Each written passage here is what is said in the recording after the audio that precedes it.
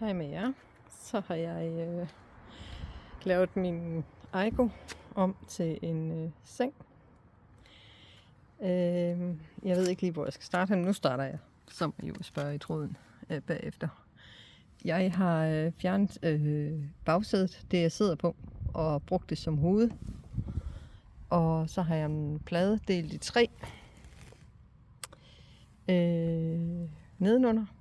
Og den her, den er egentlig bare lige til for lige at støtte lidt, men jeg har lagt hønder under for at give det noget plan, eller for at det ligesom, der var et hul her, så jeg har bare gjort det så billigt, så nemt som muligt. Men det der, det er simpelthen det vi sidder på bagsædet. Og rygstøtterne til bagsædet, det er dem, der ligger her. Og ved at jeg har kunne fjerne den der i Aigoen, så har jeg kunne lægge bagsæderne fladt. Og så kan I lige komme med rundt her. Fordi jeg kan lige løfte op her. Hvis det er til. Jeg tænker jeg der. Og lige sådan der. Sådan. Og den her, det er simpelthen bare lavet. Ja. Så kan jeg se min bagplade i bilen. Den ser sådan her ud. Med 2 huller i. Så kan jeg bare lige tage her.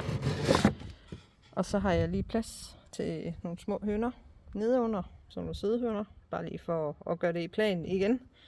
Og så har jeg 3 bokse hernede. Som sagt, vi har ikke været ude at prøve nu, men jeg tænker da, at vi skal prøve. Og det er så smart lavet, at når vi kører, så er der selvfølgelig en masse, der skal rettes til.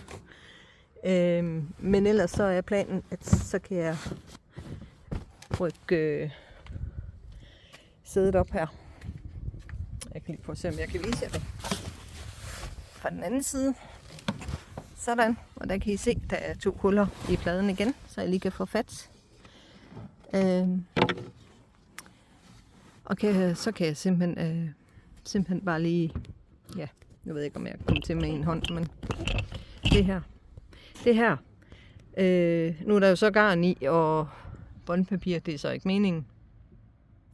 Men der skal selvfølgelig ting og sager i. Så jeg kommer til at flytte lidt rundt på tingene. Det er jeg slet ikke i tvivl om. Jeg kunne også valgt nogle, der var lidt mindre, men dem her, de passer i højden til at give støtte. Og så skal de jo selvfølgelig fjernes, når vi kører.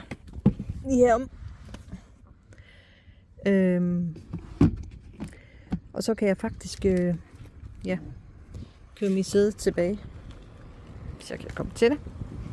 Sådan. Og så kan I se, så kører jeg lige sædet tilbage.